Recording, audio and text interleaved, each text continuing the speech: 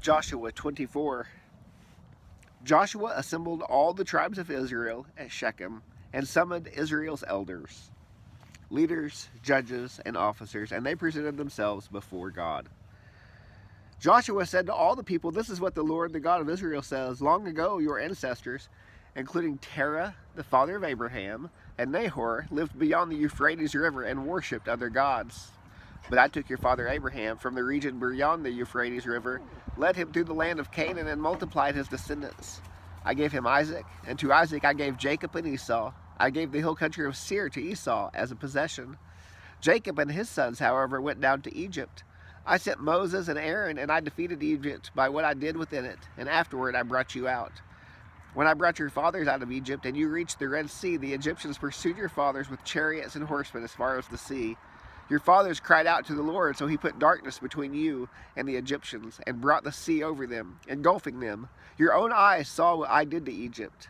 After that, you lived in the wilderness a long time. Later, I brought you to the land of the Amorites, who lived beyond the Jordan. They fought against you, but I handed them over to you. You possessed their land, and I annihilated them before you. Balak, son of Zippor, king of Moab, set out to fight against Israel. He sent for Balaam, son of Beor, to curse you, but I would not listen to Balaam. Instead, he repeatedly blessed you, and I rescued you from him.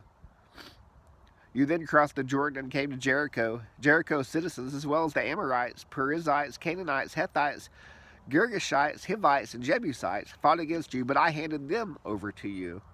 I sent hornets ahead of you, and they drove out the 2 Amorite kings before you. It was not by your sword or bow I gave you a land you did not labor for, and cities you did not build. Though you live in them, you are eating from vineyards and olive groves you did not plant. Therefore fear the Lord and worship him in sincerity and truth. Get rid of the gods your fathers worshipped beyond the Euphrates River and in Egypt, and worship the Lord. But if it doesn't please you to worship the Lord, choose for yourselves today, which will you worship? The gods of your fathers worshipped beyond the Euphrates River, or the gods of the Amorites whose land you are living? As for me and my family, we will worship the Lord." The people replied, "We will certainly not abandon the Lord to worship other gods, for the Lord, our God, brought us and our fathers out of the land of Egypt, out of the place of slavery, and performed these great signs before our eyes. He also protected us all along the way. We went, and among all the peoples whose lands we traveled through.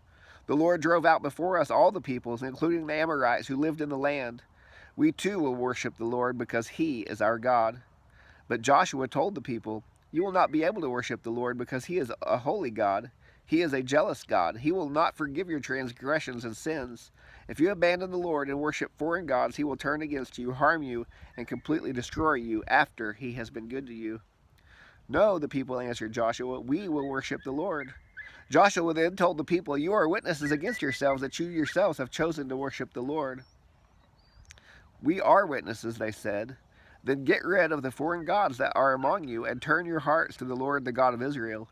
So the people said to Joshua, "We will worship the Lord our God and obey him." On that day Joshua made a covenant for the people at Shechem and established a statute and ordinance for them. Joshua recorded these things in the book of the law of God. He also took a large stone and set it up there under the oak at the sanctuary of the Lord. And Joshua said to all the people, "You see this stone? It will be a witness against us, for it has heard all the words of the Lord said to us, and it will be a witness against you, so that you will not deny your God." Then Joshua sent the people away, each to his own inheritance. After these things, the Lord's servant Joshua, son of Nun, died at the age of 110. They buried him in his allotted territory at Timnath-Serah in the hill country of Ephraim, north of Mount Gash. Israel worshipped the Lord throughout Joshua's lifetime and during the lifetimes of the elders who outlived Joshua and who had experienced all the works the Lord had done for Israel. Joseph's bones, which the Israelites had brought up from Egypt, were buried at Shechem, in the parcel of land Jacob had purchased for the sons at Hamor, Shechem's father, for 100 pieces of silver. It was an inheritance for Joseph's descendants. And Eleazar, son of Aaron, died, and they buried him at Gibeah, which had been given to his son Phinehas in the hill country of Ephraim.